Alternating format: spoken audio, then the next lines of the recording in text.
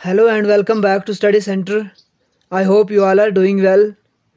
Jammu and Kashmir police sub inspector का जो case है जिसके रिलेटेड हर दिन कोई न कोई नया अपडेट आता जा रहा है, हर दिन कोई नई चीज़ इसमें इंक्लूड एक्सक्लूड की जा रही है। तो जैसे कि आप सभी जानते हो, इसकी जो नेक्स्ट हियरिंग पहले फिक्स करी थी Jammu and Kashmir and Ladakh high court ने, वो की थी 16 जून। लेकिन उसके बाद जो JKSSB के कुछ एस्पायरेंट्स या जो भी थे, उन्होंने दोबारा से एक नई पिटीशन फाइल करी और उसमें उन्होंने ये बात कही कि 16 जून जो हियरिंग है वो बहुत लेट है, इसीलिए इसकी जो हियरिंग है वो थोड़ी प्रीपोन की जाए, थोड़ी पहले रखी जाए। और इस चीज़ की यानी ये जो हियरिंग है इसको प्रीपोन किया जाए। इसकी जो हियरिंग थी वो आज थी, यानी 26 मई को थी। और अभी अभी हमारे पास अपडेट ये निकल के सामने आ रहा है कि अब 16 जून के बजाय जो 9 जून है, 9 जून को Jammu and Kashmir police sub inspector case की जो हियरिंग है वो रखी गई है। तो ये गुड न्यूज़ है,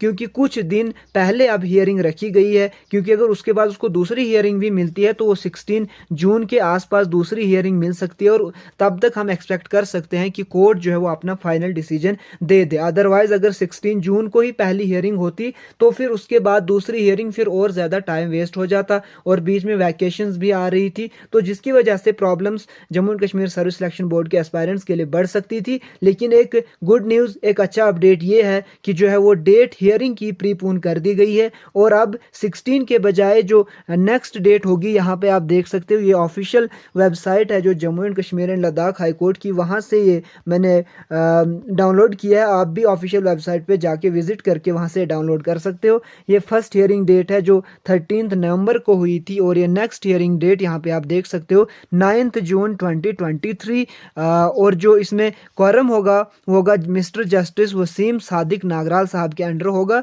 तो यहाँ पे आप ये देख सकते हो पूरी तरह से दिया हुआ है। तो ये थोड़ी सी अच्छी गुड न्यूज़ है, पॉजिटिव न्यूज़ है जो हम कह सकते हैं। इसके अलावा देखिए, कल Jammu and Kashmir service selection board के बहुत से एस्पायरेंट्स गए Jammu and Kashmir service selection board के ऑफिस। वहाँ पे उन्होंने JKSSB के जो चेयरमैन है उनसे मुलाकात की, उनसे बहुत सी चीज़ें डिस्कस की। तो वहाँ पे 2-3 चीज़ें जो JKSSB के चेयरमैन है जो उन्होंने श्योरिटी के साथ कही, अब कितनी श्योरिटी है रियलिटी में वो अलग चीज़ है, लेकिन जो उन्होंने कहा उसमें श्योरिटी दिख रही थी।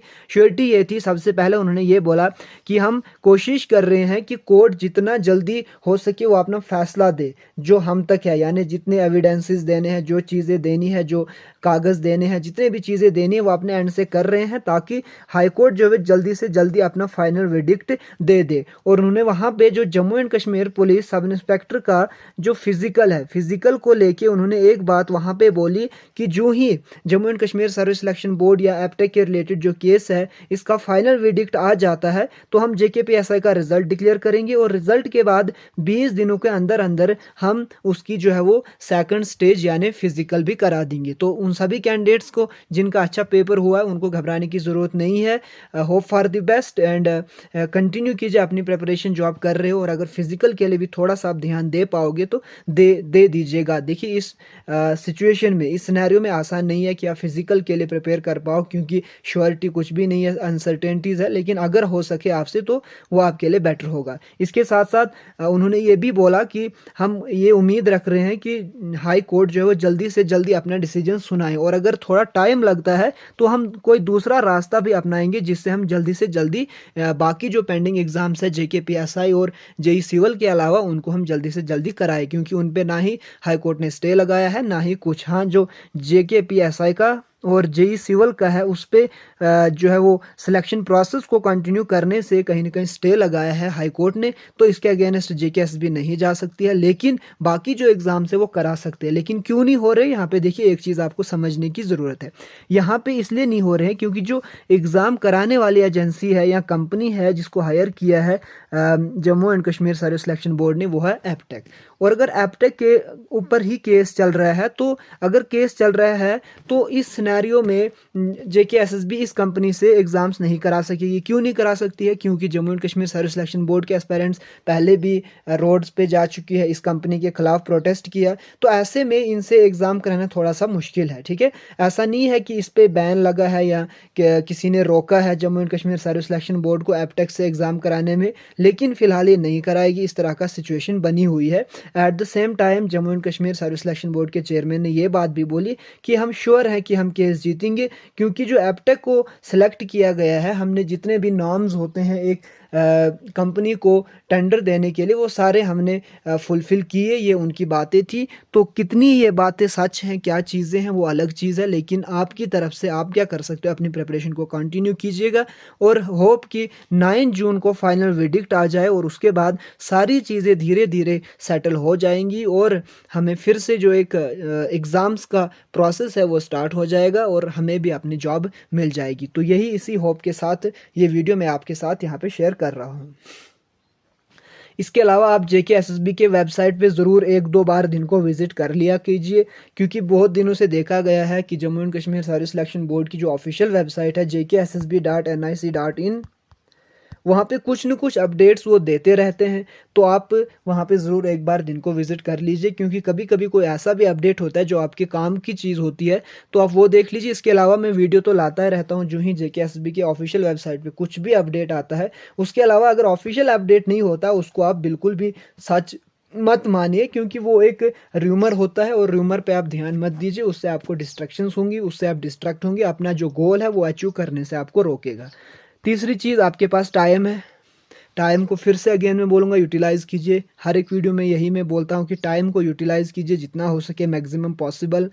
इसके अलावा अगर आप VLW के लिए प्रिपेयर कर रहे हो तो हमने VLW के लिए स्पेशल रीजनिंग क्लास स्टार्ट किया, जिसका जो सिलेबस है वो हमने कंप्लीट कर दिया है और इस पे अब हम मैराथन सेशन लेके आ रहे हैं। 2 से 3 घंटे का होगा। उसमें जितने भी टॉपिक्स है VLW रीजनिंग के बेसिक तो हमने कंप्लीट कर दिया है, MCQ के फॉर्म में हम वो डिस्कस करेंगे। उसके अलावा अगर आप जो JKPSC KS का एग्ज़ाम आने वाला है जो कि जुलाई में है, अगर उसकी CSET के लिए भी आप प्रिपेयर कर रहे हो तो उसके वहाँ पे भी अराउंड 20 के आसपास क्वेश्चंस जो है वो रीजनिंग से आते हैं। और रीजनिंग किन टॉपिक से जो मैंने VLW के कोर्स में कंप्लीट कराए हैं उन्हीं से पूछे जाते हैं, अराउंड 20 क्वेश्चंस।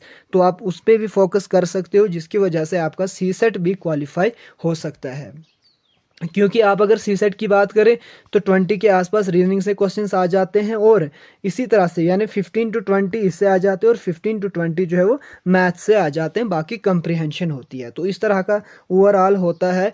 बाकी मिसलिनियस अगर हम बात करें, मिसलिनियस भी टेक्निक होते हैं, कम्युनिकेशन से कुछ क्वेश्चंस दे दिए जाते हैं। हमने रिसेंट ट्रेंड देखा JKPSC का। इसके अलावा आपको CSET पे बहुत ज़्यादा फोकस करना है JKPSC के लिए, क्योंकि पिछली बार की अगर हम बात करें तो 40 के आसपास कट ऑफ हुआ था 200 में, आउट ऑफ 200। तो आप सोचिए कितना कम कट ऑफ हुआ था। ये इसलिए हुआ था क्योंकि जो CSET था वो 50% से भी ज़्यादा कैंडिडेट्स का क्वालिफाई नहीं हुआ था। बहुत से ऐसे कैंडिडेट्स था जिनको GS में 100 मार्क्स बन रहे थे, 90 बन रहे थे, 80 बन रहे थे, लेकिन उनका जो है वो CSET ही क्वालिफाई नहीं हुआ। और अगर आपका CSET क्वालिफाई नहीं होगा तो आपका जो GS1 है वो आपका चेक ही नहीं होगा, यानी वो आपका काउंट ही नहीं किया जाएगा, तो आप क्वालिफाई नहीं कर पाओगे। इसीलिए पहले आप CSET पे ध्यान दीजिए और CSET के लिए जो रीजनिंग का पोर्शन है वो आपको इस YouTube चैनल से कंप्लीट हो जाएगा अच्छी तरह से। आप जाइए, प्लेलिस्ट बना के रखी है मैंने रीजनिंग की, वहाँ से आप उसको पढ़ सकते हो। उसके अलावा अगर आपको कोई टॉपिक और लग रहा है जिसमें डिफ़िकल्टीज आ रही है, उस पर भी हम